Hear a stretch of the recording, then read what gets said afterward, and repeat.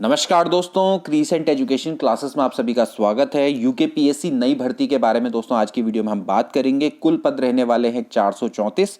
आयु सीमा क्या रहेगी, सिलेबस, परीक्षा पैटर्न, परीक्षा तिथि, संपूर्ण जानकारी दोस्तों आपको मिलेगी। जल्द ही दोस्तों इसका एग्जाम हो जाएगा। समय पर कर लो तैयारी, वरना दोस्तों पीछे रह जाओगे। ऐसे मौके बार बार नहीं आते। बहुत ज़्यादा प्रश्न आपके द्वारा इस भर्ती को लेकर पूछे जाते हैं। तो चलिए आज की वीडियो को शुरू करते हैं।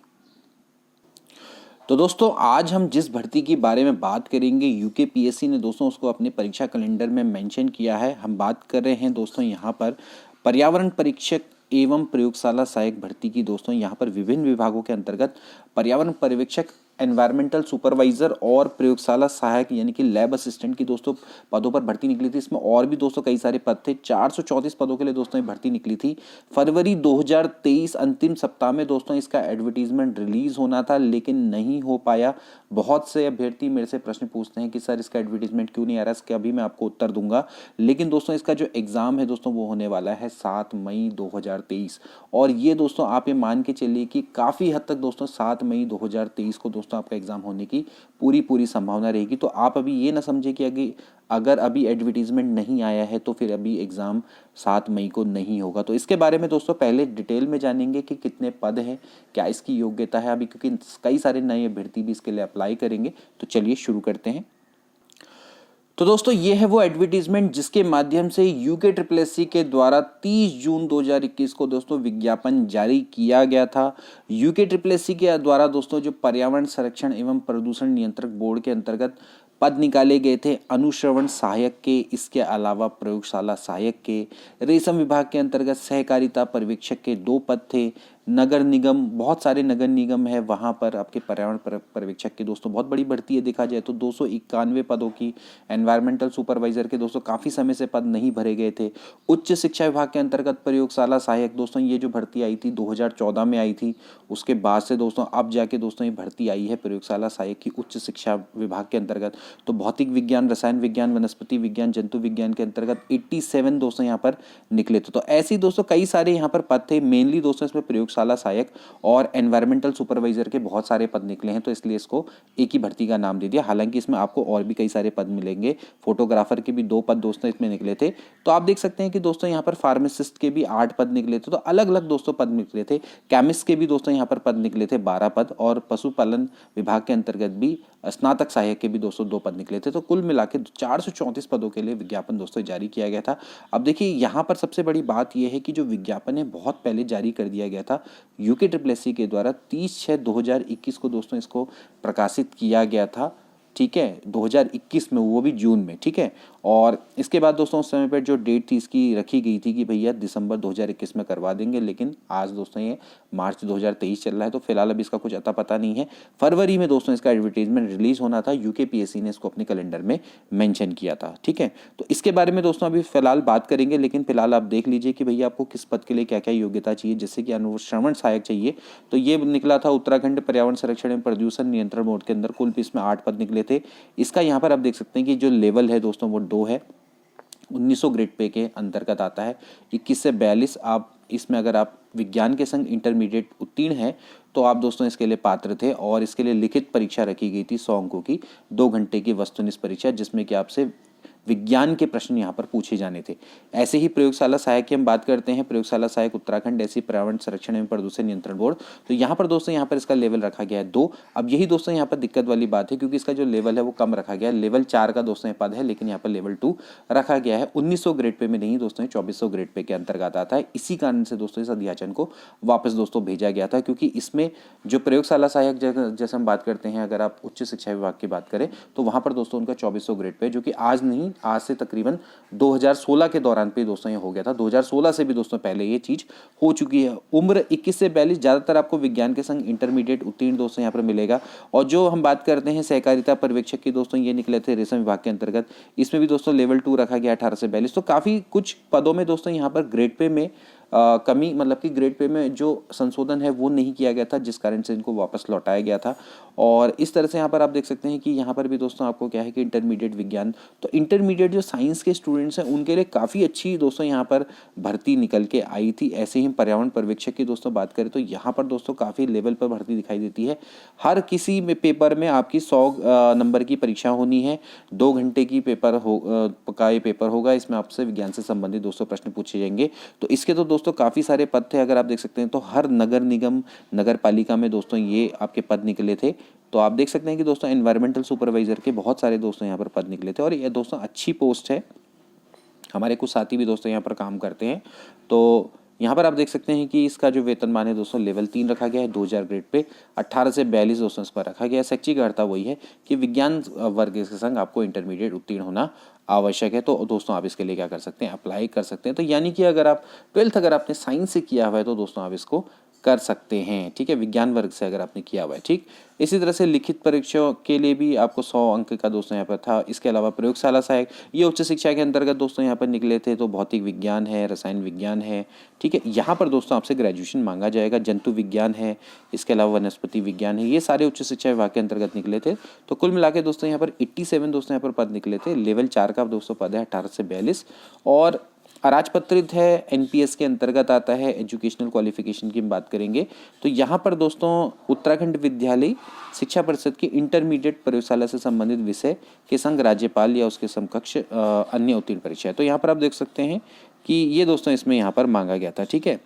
तो हाँ, यहाँ पर दोस्तों यहाँ पर कुछ में शायद ग्रेजुएशन था, ठीक है, हाँ यहाँ पर दोस्तों ग्रेजुएशन था।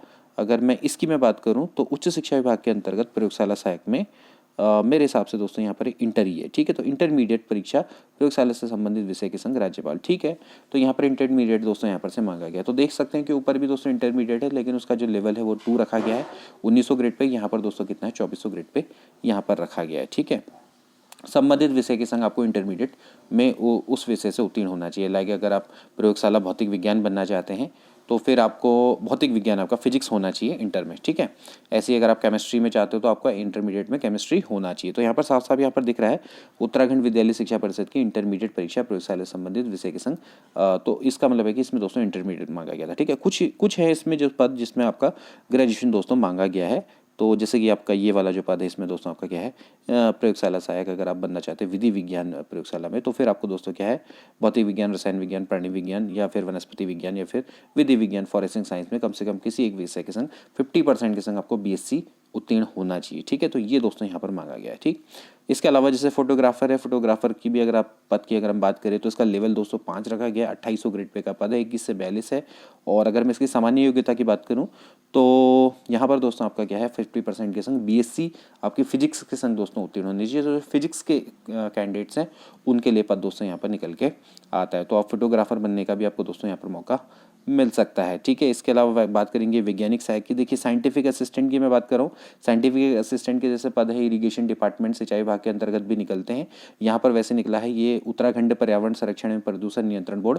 तो इसका दोस्तों लेवल 6 है, 4200 ग्रेड पे है, अच्छी बात है, काफ़ी अच्छा इसका ग्रेड पे यहाँ पर दिखा है, 21 से 42 है। और इसके लिए भी दोस्तों आपको क्या है कि अगर आपने जूलॉजी, बॉटनी या फिर केमिस्ट्री या फिर आपने बायो केमिस्ट्री या फिर आपने पर्यावरण विज्ञान एनवायरमेंटल से अगर आपने पीजी किया हुआ है, ठीक है, या फिर उसके समकक्ष कोई आपकी अर्हता है, तो आप इसके लिए दोस्तों क्या कर सकते हैं, अप्लाई यहाँ पर कर सकते हैं, ठीक है। और बाकी सीधी बात है कि आपको लिखित जो परीक्षा होगी दोस्तों वो आपकी वस्तुनिष्ठ प्रकृति की होगी, जिसमें से आपसे 100 अंकों की परीक्षा होगी, जिसमें आपसे जो आपका सब्जेक्ट है उस रिलेटेड आपसे क्वेश्चन यहाँ पर पूछे जाएंगे, जीके जीएस नहीं आने वाली है। इसके अलावा देख सकते हैं कि यहाँ पर फार्मासिस्ट का भी यहाँ पर पद है, इसका भी लेवल 6 है, 4200 ग्रेड पे, 21 से 42।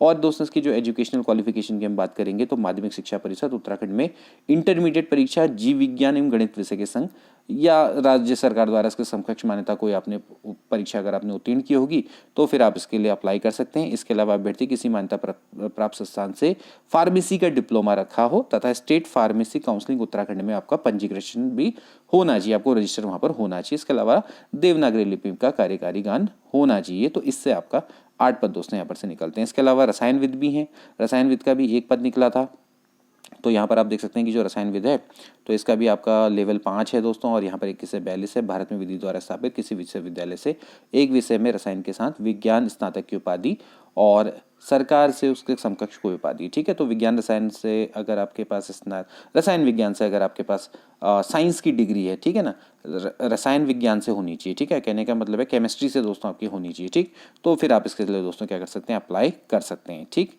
तो ये दोस्तों यहाँ पर इसकी वो है योग्यता। इसके अलावा केमिस्ट की भी पद निकले थे, तो ये जल संस्थान में निकले थे, इसका भी दोस्तों लेवल 6 है, काफ़ी अच्छा दोस्तों इसका लेवल है। और इसके अलावा पद का स्वरूप भी देखेंगे तो वही अराजपत्रित है, एनपीएस के दायरे में आएगा। और इसके लिए आपको दोस्तों क्या है कि केमिस्ट्री के संग अगर आपने दोस्तों पीजी किया हुआ है तो पोस्ट ग्रेजुएशन दोस्तों यहाँ पर चाहिए। केमिस्ट्री के स्पेशल दोस्तों कैंडिडेट्स के लिए पोस्ट निकली है।